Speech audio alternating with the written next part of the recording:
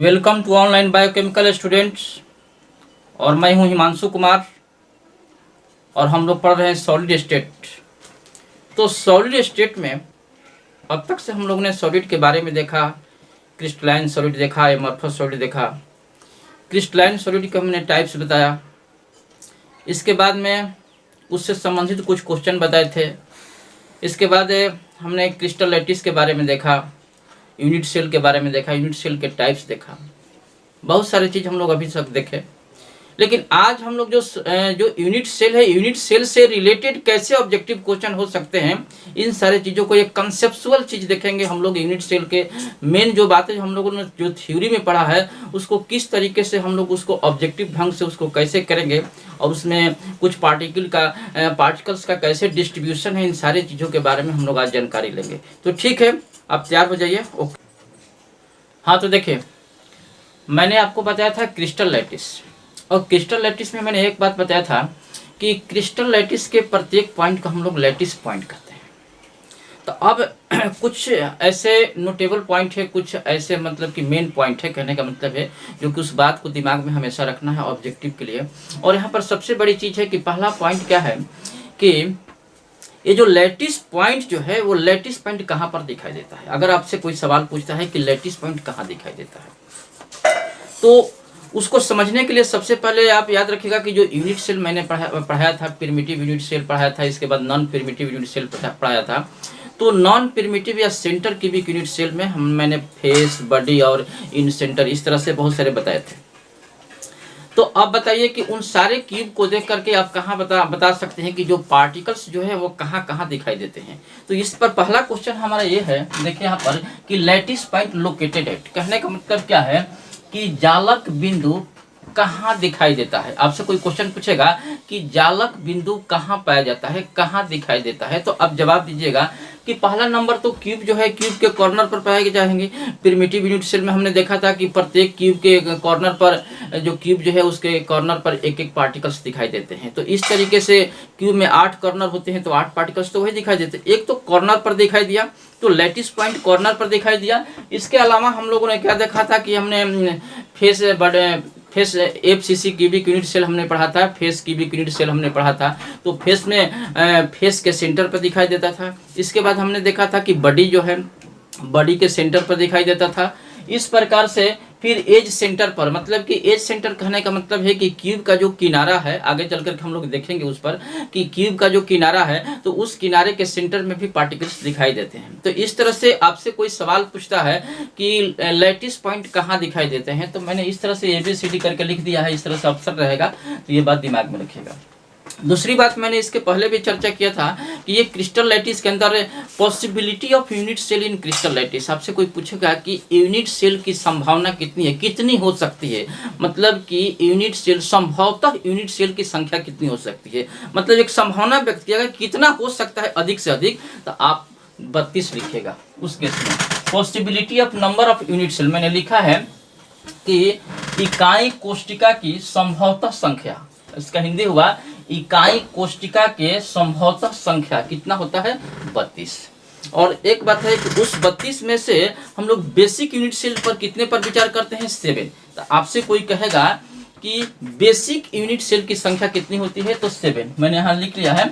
मतलब कि इकाई कोष्टिका के मूल संख्या कितनी होती है, मतलब कि number of basic unit cell की संख्या कितनी होती है, तो 7। इसके बाद में ब्रेविस लैटिस पर विचार करते हैं कि ब्रेविस लैटिस जो होता है, मैंने वहाँ काउंटिंग करके आपको दिखाया था कि ब्रेविस लैटिस की संख्या 14 होता है।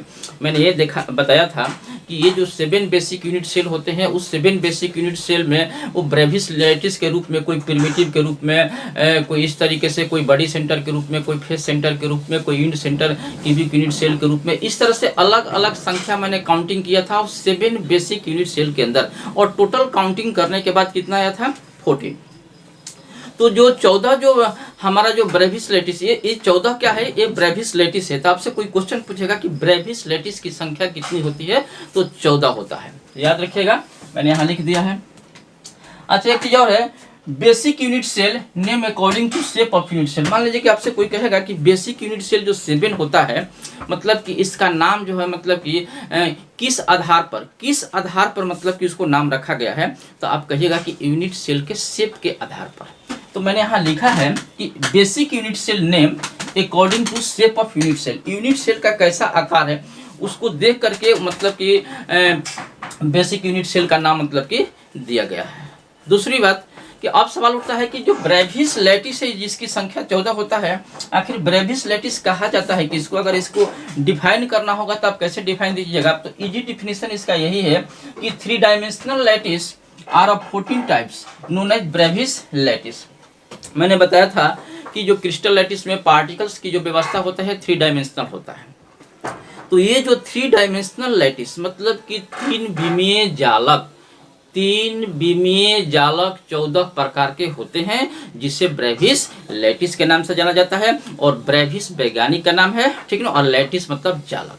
तो 3 dimensional lattice are of 14 types known as Bravais lattice. और ब्रेविस लैटिस को किसने दिया था? अगर आपसे कोई क्वेश्चन पूछता है तो नाम उसका स्पष्ट है, ब्रेविस। तो ये सारे ऑब्जेक्टिव क्वेश्चन है, इन सारे चीजों को दिमाग में इंफॉर्मेशन रखना होगा आगे बढ़ने से पहले, तो इसको नोट कर लीजिए।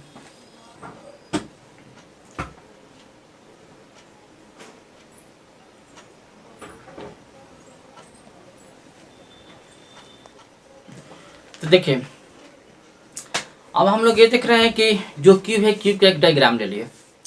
तो अब उस क्यूब के डायग्राम में हम लोग देखेंगे कि कितने उसके कॉर्नर है, फेस कितना होगा, ये सब कितना है, ये सारा इन्फॉर्मेशन दिमाग में रखना होगा। तो देखिए इधर, जैसे कि मैंने एक डायग्राम ले लिया क्यूब का, मैंने यहाँ हेडिंग दे दिया ज्योमेट्री ऑफ ए क्यूब, मतलब कि किसी घन की ज्यामिति। तो मैंने एक घन बना लिया, एक क्यूब बना लिया। अब इस क्यूब में हम लोग क्या देखेंगे? पहली बात कि नंबर ऑफ कॉर्नर, कोना की संख्या कितना है, कितना इसमें कॉर्नर है। तो आपको पहले भी बताए थे कि क्यूब में कितना कॉर्नर, देखिए 1 2 3 4 5 6 7 8। तो ये क्लियरली दिखाई दे रहा है कि 8 है, तो मैंने यहाँ लिख दिया 8। दूसरी बात, नंबर ऑफ फेस, इसमें कितना फेसेस है, कितने इस पर फेस दिखाई दे रहे हैं। तो देखिए इधर 1 2 3 4, और यहाँ से यहाँ तक में एक यहाँ, और एक यहाँ से यहाँ तक में एक यहाँ सेंटर मिलेगा। तो 2 इसमें मिल जाएगा, 3 4 5 6, तो यहाँ मैंने 6 लिख दिया। तीसरी बात, नंबर ऑफ एज, मतलब कि किनारे की लंबाई। तो देखिए कि एक क्यूब में कितना किनारा होता है, अपने से समझिए कि क्यूब में कितना किनारा होता है, आप मैथ में भी पढ़े हैं। तो देखिए इधर 1, पहले तो देखिए कि इस तरह से जो स्क्वायर शेप जैसे ऐसे बनाए हैं, तो इसमें 4 और इसमें 4, 8 हो गया। और 4 साइड से है, देखिए 1, यहाँ देखिए 2 3 4, तो टोटल 12 हो गया। तो यहाँ मैंने लिख दिया 12। चौथी बात है कि नंबर ऑफ क्यूब सेंटर, इस क्यूब के सेंटर में क्यूब के सेंटर की संख्या कितनी है। तो क्यूब के सेंटर में मतलब एक पार्टिकल से होते हैं, ऐसे भी पार्टिकल से एक ही रखेंगे। तो क्यूब के सेंटर की बात कोई कहेगा तो 1। दूसरी बात, क्यूब डायगोनल। तो देखिए क्यूब डायगोनल समझने के लिए एक बात स्पष्ट रूप से समझ जाइएगा कि एक इस तरीके से जो मैंने स्ट्रक्चर यहाँ बनाया, मेरे हाथ पर ध्यान दीजिए, और एक इस तरह से जो डायग्राम मैंने बनाया है, तो ये तो क्यूब तैयार कर दिया दोनों को मिला करके। तो इसमें से मान लीजिए कि ये कॉर्नर हुआ, और इसमें से एक नीचे यहाँ हुआ, तो इस पॉइंट से इस पॉइंट तक मिला दिए एक, और मैंने इसका कॉर्नर इसके कॉर्नर में मिला दिए, और एक इसका हम मान लीजिए कि इसमें मिला दिया। तो इस तरह से यहाँ 2 बन गया। और एक बात और याद रखिए कि यहाँ से यहाँ तक में हमको 2 डायगोनल मिलेगा। आप सीधी सी बात जान लीजिए कि सॉलिड स्टेट के अंदर जो एटम मोलिकुल सोरायन है, जिसको हम लोग कॉन्स्टिट्यूएंट पार्टिकल्स के रूप में जानते थे, तो एटम्स को हम एक स्फेरिकल पार्टिकल्स मान लेते हैं, एक गोला मान लेते हैं एटम को। और आपको समझाने के लिए एक बात हम लिखते हैं कि इस तरीके से मान लीजिए कि ये क्यूब है, ऐसे क्यूब है। तो हमारे कहने का मतलब है इसका ये फेस जो है, ये जो पोर्शन है, नीचे वाला ये पोर्शन है, समझा रहे हैं इसे, ये जो पोर्शन है, इस पर किस तरह से उस स्फेरिकल पार्टिकल्स को रखेंगे। देखिए इसका एक सेंटर यहाँ है, तो इस सेंटर से एक स्फेरिकल पार्टिकल एक आधा बाहर की ओर आधा अंदर की ओर, यहाँ से आधा अंदर की ओर आधा बाहर, ये आधा अंदर है आधा बाहर है। तो यहाँ से यहाँ तक को मान लीजिए कि ए है, तो इतनी दूरी क्या हो जाएगी, ये रेडियस हो जाएगा, और इसका रेडियस क्या हो जाएगा r। तो यहाँ पर a बराबर तो 2r हो गया। चलिए समझिए, ये तो हम समझा दिए कि यहाँ से यहाँ तक की दूरी हो गया 2r। अब हमारे कहने का मतलब है कि प्रत्येक इसकी भुजा की जो लंबाई है वो 2r के बराबर है। तो अब समझिए कि इसमें अगर इस भुजा की हम बात करते हैं, यहाँ से यहाँ तक की दूरी कितनी होगी, यहाँ से यहाँ तक की दूरी जो होगी वो 8r होगा। अब कहिएगा कि कैसे, तो अब समझिए इधर ये भुजा है 2r, ये है 2r, ये 2r और 2r 4r, और इस केस में क्या होगा कि हाफ r यहाँ आता है, एक बीच में स्फेरिकल पार्टिकल और एक आधा अंदर आधा बाहर होता है इस तरीके से। तो इस बीच में यहाँ से यहाँ तक की जो दूरी होती है, यहाँ से यहाँ तक, ये 4r होता है। तो ये 4r, ये 2r, ये 2r, और प्रत्येक 4r में मान लीजिए कि एक डायगोनल तैयार होगा हमको, इस तरीके से आप समझ लीजिए। तो यहाँ से यहाँ तक में मानकर चलना है कि आपको 2 डायगोनल हो गया, और 2 ऐसे हमने बताया कि यहाँ से एक यहाँ ले लीजिए, यहाँ से यहाँ ले लीजिए, तो 2 ऐसे हो गया, तो टोटल 4। याद रखिएगा क्यूब डायगोनल की संख्या 4। अब रही बात फेस डायगोनल की, तो याद रखिएगा कि कितना फेस होता है, 6 फेस होता है, और प्रत्येक फेस पर 2 डायगोनल तैयार होंगे। तो टोटल फेस हमारा 6 है, तो याद रखिएगा तो 6 × 2 मतलब कि 12 डायगोनल तैयार होगा। तो फेस डायगोनल की संख्या अगर आपसे कोई पूछेगा तो 12। तो इन सारे चीजों को नोट कर लीजिएगा और सारा दिमाग में हमेशा रहना चाहिए।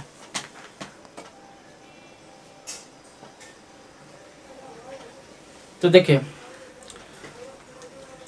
अब हम लोग ये देखेंगे कि जो क्यूब दिया हुआ है, मान लीजिए, तो क्यूब के किस जगह पर पार्टिकल्स का क्या कंट्रीब्यूशन होगा, क्या भागीदारी होगा। जैसे कि मान लीजिए कि आपसे कोई पूछेगा कि पर कॉर्नर कितने एटम्स हो सकते हैं, पर फेस कितने हो सकते हैं, पर एज कितना हो सकता है, इस तरह से कोई क्वेश्चन करता है। तो मैंने यहाँ लिखा है कि contribution of an atom at different site of cube, cube के विभिन्न जगह पर परमाणु का भागीदारी, क्या उसका कंट्रीब्यूशन है, माने कितना वो भाग लेता है, क्यूब के विभिन्न जगह पर परमाणु का क्या भागीदारी है। तो भागीदारी क्या है, तो समझिए इस बात को। जैसे मान लीजिए हम कॉर्नर की बात करते हैं, तो एक कॉर्नर है, एक क्यूब का एक कॉर्नर है, कॉर्नर पर मैंने एक पार्टिकल्स रख दिया, और मैं आपसे एक सवाल करता हूं कि पर कॉर्नर कितना एटम हो सकता है। हम मान लीजिए उसको एटम मान लीजिए, क्योंकि constituent particle atom molecule side पर हमने जो स्फेरिकल पार्टिकल माना था कि एटम एक स्फेरिकल पार्टिकल है, और उस तरह से मैंने बताया था। तो आपसे कोई ऐसे पार्टिकल्स पूछ दे या एटम पूछे, जो भी पूछे, तो कहेगा कि पर कॉर्नर कितना एटम होगा, परमाणुओं की संख्या कितनी हो सकती है पर कॉर्नर। तो अच्छा सोचिए, एक मकान है और मकान में 4 कॉर्नर होता है, तो प्रत्येक एक रूम की बात करते हैं तो उस रूम में भी 4 कॉर्नर होता है। उसके एक कोना पर मान लीजिए एक बॉल को रखिए, उसके एक कोना पर एक बॉल को रखिए, और आप बताइए कि उस कोना पर जब उस बॉल को रखते हैं, जैसे कि मान लिया जाए कि इस तरह से ऐसे, मतलब कि एक मकान का एक रूम है और रूम में 4 कॉर्नर है, और यहाँ पर एक एथी को मान लीजिए एक बॉल को यहाँ रखते हैं, यहाँ पर एक बॉल को ऐसे रख दिए। तो अब बताइए कि ये जो बॉल का कंट्रीब्यूशन जो है नीचे के 4 कॉर्नर को भी कवर करेगा और ऊपर वाले मकान के 4 कॉर्नर पर। तो इस तरीके से इसका कंट्रीब्यूशन कहाँ पर होगा, 8 कॉर्नर पर होगा। तो पर कॉर्नर की अगर बात कोई करेगा तो कितना होगा, 1/8। और 1/8 कहने का मतलब क्या कि 12.5% इसका कंट्रीब्यूशन होगा पर कॉर्नर पर पार्टिकल्स, पर कॉर्नर पर उतना एटम होगा। कितना, अगर आपसे कोई कहेगा कि पर कॉर्नर कितना होगा तो 1/8, और 1/8 कहने का मतलब क्या कि 12.5, 12.5% उसका कंट्रीब्यूशन होगा। क्लियर। मान लीजिए कि फेस की बात करता है कोई, तो जैसे कि मान लिया जाए कि जैसे कि ये मान लीजिए कि ये मकान का दीवार है, ये मकान का दीवार है, उसका जो फेस है, वैसे समझिए, मान लीजिए कि ये मकान है, ये रूम है, रूम का ये दीवार है, जो फेस है उसका। अब मैंने क्या किया कि एक बॉल को उस फेस में, उसके फेस के सेंटर में से रख दिया। तो सेंटर में रख दिया तो उसका आधा भाग अंदर वाले कमरे में जाएगा और उसका आधा भाग पीछे वाले कमरे में दिखाई देगा। बात समझिए, एक बॉल को हमने फेस पर रख दिया, मान लीजिए एक बॉल है और ये दीवार है, तो इस दीवार में जो बॉल को हमने रखा है, तो इस बॉल का आधा हिस्सा क्या है, जिस कमरे में है उस कमरे में दिखाई देगा, और पीछे वाला जो मकान है उस पीछे वाला मकान में बॉल का आधा हिस्सा जाएगा। तो इस तरह से क्या होगा कि 50-50 हो गया, दोनों तरफ कंट्रीब्यूशन। तो कंट्रीब्यूशन तो हमारा 50 हुआ ना। मैं बोल रहा हूँ कि कितना कंट्रीब्यूशन होगा, कितना भागीदारी होगा। अरे जिस कमरे में आप हैं उधर 50%, पीछे वाले कमरे में आधा दिखाई देगा, आधा आप जिस कमरे में रहते हैं, तो कंट्रीब्यूशन कितना हुआ? 50% हुआ। तो कहने का मतलब क्या है कि 1/2। तो अगर कोई कहता है कि पर फेस पार्टिकल्स की एटम्स की संख्या कितना है, तो 1/2, मतलब कि 50% कंट्रीब्यूशन होगा। याद रखिएगा बात को। अगर एज सेंटर की बात करते हैं, एज कहने का मतलब क्या है, जैसे कि मान लीजिए कि एक मकान है और जिस कमरे में आप रहते हैं, मान लीजिए जिस कमरे में आप पढ़ते हैं उसी कमरे की बात करते हैं, तो उस कमरे का जो छत है, छत से जो लाइनिंग है एक कोना से दूसरे कोना तक, मान लीजिए कि ये जो रूम है, रूम का ये अंतिम भाग है, ये अंतिम सिरा है जहां पर मतलब कि ये मकान का ऊपर में छत है। तो यहाँ से यहाँ तक की जो लाइनिंग है, जो एज का जो ये किनारा है, मान लीजिए कि यहाँ पर हमने एक पार्टिकल्स रख दिया, ऐसे रख दिया। अब बताइए कि इसका भागीदारी कहाँ पर है, कितना कंट्रीब्यूशन हो गया? जरा सोचिए, ये ऊपर वाले मकान में जा रहा है, ऊपर वाले के पीछे वाले मकान में जा रहा है, जिस मकान में आप हैं, जिस कमरे में आप हैं उस कमरे में जा रहा है, उस कमरे के पीछे वाले मकान के कमरे में जा रहा है। तो 4 जगह कंट्रीब्यूशन हो रहा है कि नहीं हो रहा है? तो अगर एज के सेंटर पर किसी पार्टिकल्स को रखते हैं तो 4 जगह कंट्रीब्यूशन होगा। और 4 जगह कंट्रीब्यूशन करने का मतलब क्या कि 1/4, और 1/4 कहने का मतलब क्या, 25%। तो 25% इसका कंट्रीब्यूशन कब होगा? जब एज के सेंटर पर अगर किसी एटम को रखा जाएगा तब। क्लियर? अब बात समझिए इधर कि बॉडी के सेंटर की बात करते हैं, चाहे क्यूब के सेंटर की बात करते हैं, तो क्यूब के सेंटर पर तो सिर्फ एक ही पार्टिकल्स होगा, मतलब कि 100% टोटली इनसाइड बॉडी के अंदर में सिर्फ एक ही पार्टिकल दिखाई देगा, only 1 particles inside the body, मतलब कि क्यूब के सेंटर में। तो क्यूब के सेंटर में तो सिर्फ एक ही पार्टिकल्स दिखाई देंगे, तो एक दिखाई देगा मतलब कि 100%। तो कंट्रीब्यूशन कितना है? कंप्लीटली 100%। उसमें तो कोई गुंजाइश नहीं है कि कोई दूसरा ले रहा है, कोई दूसरे का हिस्सेदारी नहीं है। तो कॉर्नर पर कितना दिखाई दिया? 1/8, और 1/8 कहने का मतलब कि 12.5। अगर फेस के सेंटर की बात करते हैं तो फेस पर क्या होता है? 50-50 कंट्रीब्यूशन है तो दोनों साइड में, तो उस केस में कितना हो जाएगा? 1/2। अगर एज के सेंटर पर देखते हैं तो 4 जगह कंट्रीब्यूशन दिखाई दे रहा है, तो 1/4 मतलब क्या? 25%। और उसी तरह से अगर बॉडी के सेंटर देखते हैं तो यहाँ पर सिर्फ ओनली 1 पार्टिकल, मतलब कि 100% भागीदारी लिया है। तो इस तरीके से यहाँ पर आपको याद रखना होगा कि सेंटर पर एक फेस की बात अगर करते हैं तो 1/2 एटम पर फेस। अगर आपसे कोई कहेगा कि सेंटर पर कितना एटम, क्यूब के सेंटर पर चाहे बॉडी के सेंटर पर कितना एटम, तो वहां कहेगा सेंटर पर 1 एटम होगा। अगर फेस की कोई बात करता है तो 1/2 एटम पर फेस। अगर एज सेंटर की बात करता है तो 1/4 एटम पर एज, किनारा, एज मतलब किनारा उसका। और कॉर्नर की बात करता है तो कितना, एक कॉर्नर पर कितना पार्टिकल्स हो सकते हैं, तो 1/8 एटम पर कॉर्नर।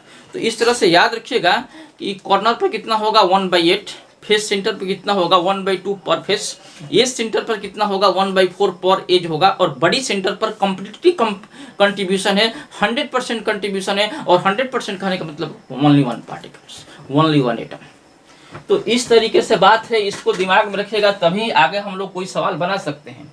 तो इन सारे चीज़ों को दिमाग में नोट कर लीजिए। डायग्राम के द्वारा हमने समझाया है, और अपने कमरे में आप बैठ कर इसको आप सोचिएगा कि कैसे हुआ पुनः।